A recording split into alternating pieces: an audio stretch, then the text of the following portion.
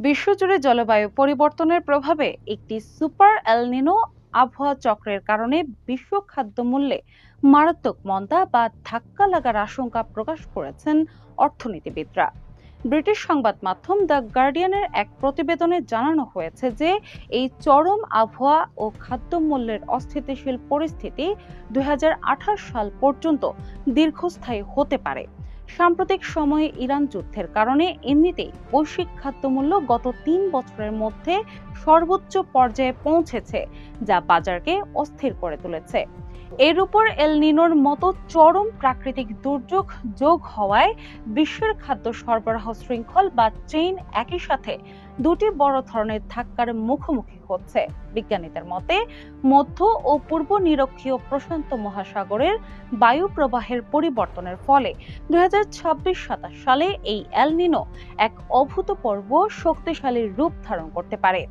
প্রকৃতির এই রুদ্র রূপের কারণে বিশ্বের বিভিন্ন প্রান্তে তীব্র তাপপ্রবাহ, আকস্মিক বন্যা এবং ভয়াবহ সব সামুদ্রিক ঝড় সৃষ্টি হওয়ার আশঙ্কা অনেক বেড়ে গেছে। যুক্তরাষ্ট্রের জাতীয় সমুদ্র ও বায়ুমণ্ডলীয় প্রশাসন জানিয়েছে, চলতি বছরের শেষে সমুদ্র পৃষ্ঠের তাপমাত্রা স্বাভাবিকের চেয়ে 2 ডিগ্রি সেলসিয়াস বেশি হতে পারে।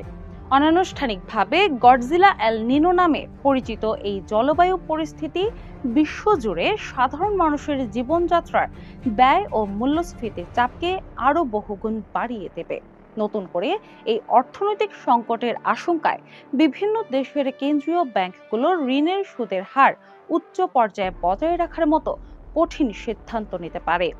ইতালির বিখ্যাত ইউনিক্রেডিট ব্যাংকের বিশ্লেষকদের মতে, ইউরোপের সাম্প্রতিক তীব্র তাপপ্রবাহের পর এল নিনো জলবায়ু মূল্যস্ফীতির বিষয়টিকে নতুন করে সামনে এনেছে।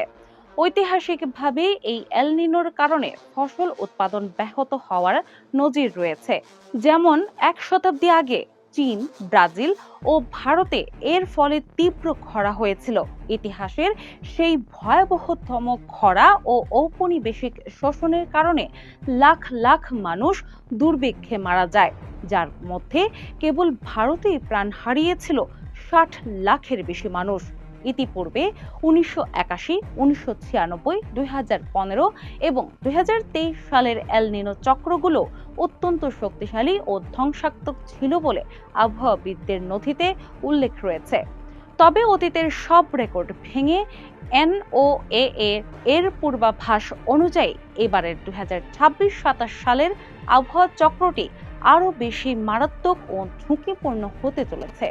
প্রকৃতির এই চরম বৈরিতার কারণে বিশ্বজুড়ে নতুন করে ভয়াবহ খরা, বন্যা এবং তীব্র খাদ্য সংকটের আশঙ্কা করছেন কৃষি ও অর্থনীতি বিষয়ক বিশেষজ্ঞরা।